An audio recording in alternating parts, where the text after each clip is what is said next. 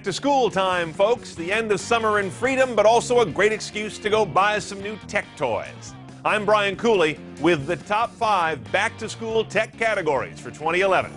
Number 5, a new car or something for yours. The first thing students do before using their back-to-school gear is getting back to school. And if that means you need new wheels, the hot car on campus this year is the brand new Fiat 500, especially in the cabriolet form.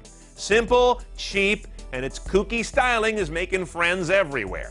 However, the more sophisticated but somewhat less hip Ford Fiesta or Hyundai Elantra are also really good picks, and all are quite affordable. If instead you're limping off to school in that old beater, at least level the odds you'll actually get there with a set of Michelin smart jumper cables. You can't connect them wrong. And we really like the Jabra Freeway Bluetooth speakerphone to help keep the campus police from issuing their next distracted driving ticket to you. Number 4, a camera or camcorder. Now, students today will take most of their pictures without a camera. No, they're not using peyote, they're using their phone. But here are 3 cameras that earn a place in a camera phone world. First off, the Canon EOS Rebel T2i. It's our favorite DSLR for the student. It simply takes great still and video images and is more than up to advanced photo classes, and it costs under $1,000, so you won't feel quite so bad when you spill a beer on it. There's the Olympus EPL2, a great camera for the kid who needs to take serious photos but doesn't want all the bulk and baggage of a DSLR. You see, it's got the body of a compact but uses interchangeable lenses like a big camera. And for the genius who has more SAT aptitude than manual dexterity, please consider the Panasonic Lumix DMC TS3, which was built to be dropped and drowned and still shoot great pics. And it's got a funky style too. Number 3, audio and video gear. After a long day of classes, homework, and sexting, students need a break. For a TV, we're loving the Samsung UN46D 6400. It does 2D and 3D playback with outstanding quality. Lots of connected features built in, though no Amazon Video. And it's an LED edge-lit set, so it's so thin you'll swear it's going to cut you if you go to move it. A little steep around $1,200, but it should last way beyond graduation. It better. And speakers and dorm rooms go together like loud music and neighbor complaints. So set them up right with the Energy Take Classic 5.1 surround sound speakers, a CNET editor's choice. This $400 system is the best affordable speaker rig we've ever reviewed, period.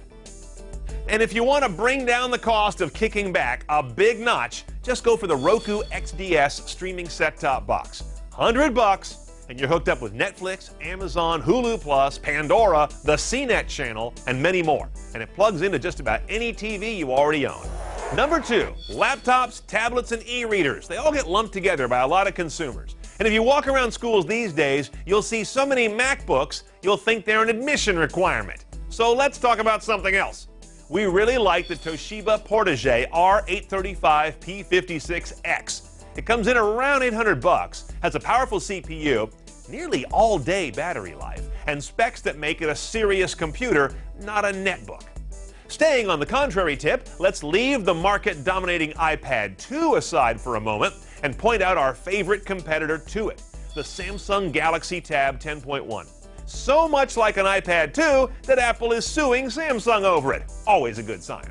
It's sleek, thin, and light, and it runs the red-hot Android Honeycomb operating system, and it convincingly answers the question, is there anything else but an iPad? Samsung says yes. Also, consider an e-reader for electronic textbooks. The Amazon Kindle just launched a brand new textbook rental store, catching up with Barnes & Noble's Nook in that area. You might save a ton of money getting school books this way. And while we like both devices, you can basically steal a Kindle that has a few ads built into it for like $114. Gotta like that. Now on to our number 1 back-to-school gear category. Let me set it up this way. If you've got to make a Sophie's choice between a laptop and a smartphone, the smartphone stays with mama. You can always borrow computers on campus, but you gotta have your own phone. Now the iPhone 4 is the obvious choice, but be aware a new iPhone's expected right around the top of the school year, so be wary of buying a 4 until the dust settles. For a great Android phone, we love the Samsung Nexus 4G. Fast 4G network ability, but check into the cost and availability of that first. It's got a brilliant, huge display, fast, clean implementation of Android, and really good call quality. So when they call and say, "I think I need some money," it won't sound like, "I can't believe I drank that many." That's a little scary. For younger students, consider the Samsung Gravity T. It's all about texting and messaging, has a real slide-out keyboard, good multimedia, and this really slick touchscreen interface. Okay, for all of our back-to-school picks, and there are many more beyond these, head over to backtoschool.cnet.com. And for more top fives like this, it's top5.cnet.com. I'm Brian Cooley. Thanks for watching. Good luck in school.